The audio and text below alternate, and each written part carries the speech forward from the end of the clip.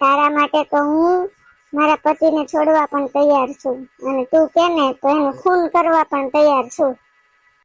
વાહ ભાભી વાહ, વાહ ભાભી વાહ, કમાલ છો તમે. હજી એકવાર બોલો ને.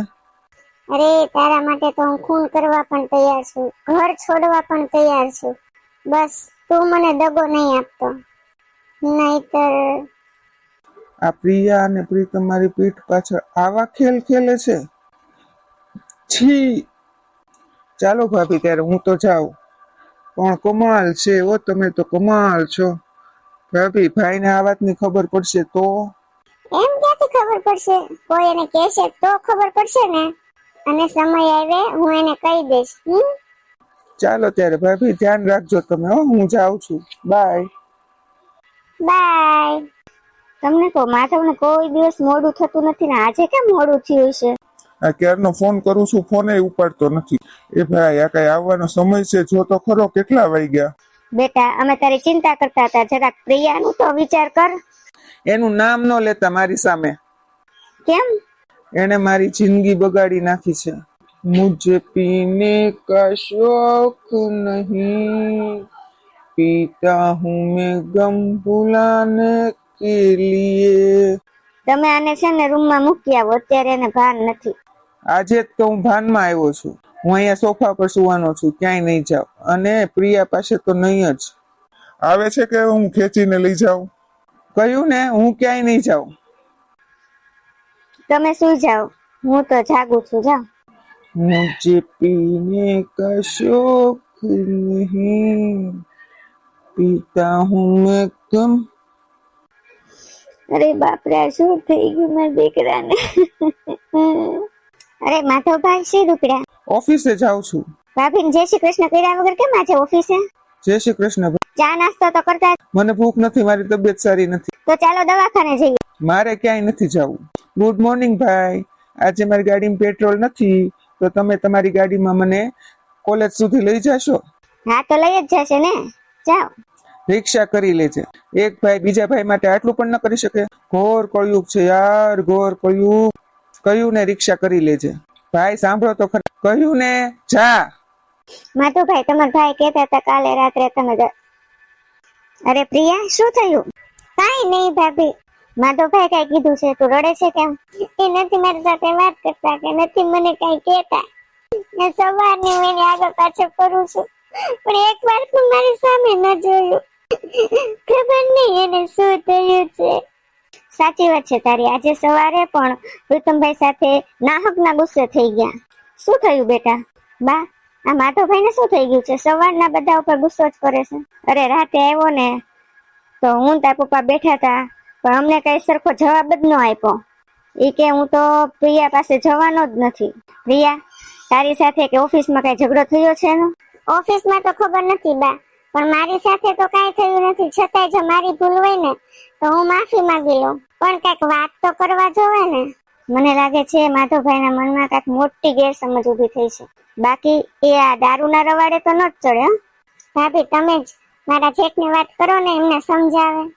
હા તું ચિંતા ન કર, હું તાર જેઠને વાત કરીશ. આમ પણ માધવભાઈ એની બધી વાત માને જ છે ને. ઓ ભાઈ, આજે પણ ગુસ્સામાં છો કે શું? તને દેખાતું નથી હું તારી સાથે વાત નથી કરતો? આજે પણ દારૂ પીવો છે કે શું? પ્રીતમ જા અહીંયાથી, નહીં તો મારો હાથ ઉપડી જશો. અરે માધવ, શું કરે છે આ તું? હવે નાનકા ઉપર હાથ ઉપાડીશ તું? ભાઈ એને કયો અહીંથી ચાલ્યો જાય, નકર હું તમારી શરમ પણ નહીં રાખું. તું જા પ્રીતમ.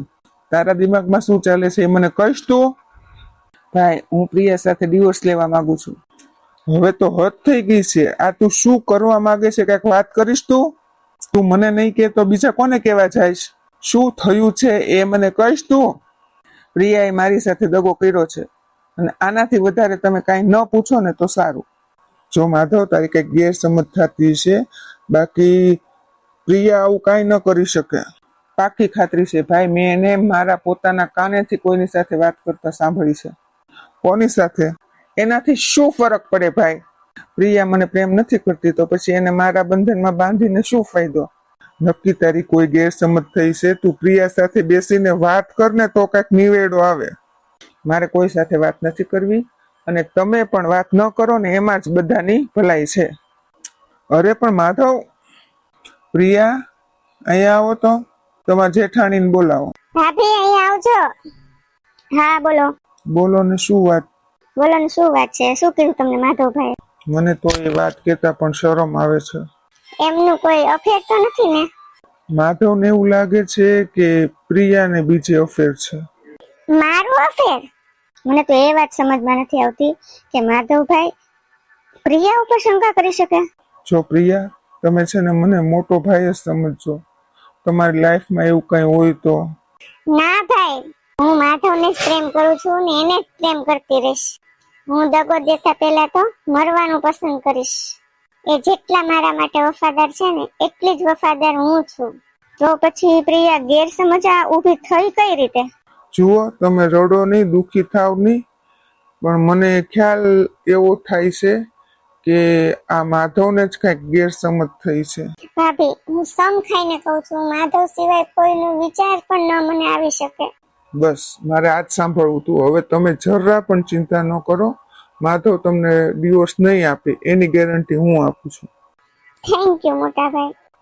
માધવ, બેસ અહીંયા. મારે નથી બેસવું. તને કીધું ને એકવાર, બેસ અહીંયા. આ મોટો ભાઈ કહે છે તારે ડિવોર્સ લેવા છે, પણ કઈક કારણ તો હશે ને? કારણ પણ કહ્યું જશે ને તમને. અમારે તારા મોઢે સાંભળવું છે, બોલ. મેં કહ્યું ને ભાઈ, આ બધું ન જાણવામાં જ બધાની ભલાઈ છે. ભાઈ, પણ આમ થોડી ચાલે. તું તો વચ્ચે બોલતો જ નહીં હો. હા, નહીંતર આજે હું છે ને ભાઈ કે બા કોઈની શરમ નહીં છોડું. ભાઈ, તમે આટલો બધો ગુસ્સો ન કરો. તમે મારી દરેક વાત માનો છો ને, તો આજે જે હોય તે તમે મને કહી દો. તમને મારા સમ છે, જો સાચું ન કહો તો. ભાભી, સમ ન આપો ને તો સાંભળો. આ પ્રિયા અને પ્રીતમ વચ્ચે. માધવ, આ શું તમે બોલો છો? ભાન છે તમને કઈ? અરે, એ મારા નાના ભાઈ જેવો છે. તો ભાઈ માટે એવું કોણ બોલે કે તારા માટે હું મારા પતિને છોડવા નહીં પણ ખૂન કરવા પણ તૈયાર છું? હું એવું ક્યારે બોલી? અરે ભાઈ, તમારે અમને એકવાર મને વાત તો કરવી હતી ને. મારા કોલેજમાં ડ્રામા હતો, એની માટે મારે વોઇસ ક્લિપ જોતી હતી. એ મેં ભાભી પાસે ક્લિપ કરાવ્યો. શું તમે આવું સાંભળીને એવું માની લીધું કે હું? ખરેખર માધવભાઈ, તમે તો બહુ કરી. આવી નાની વાતને તમે આટલું મોટું રૂપ આપી દીધું.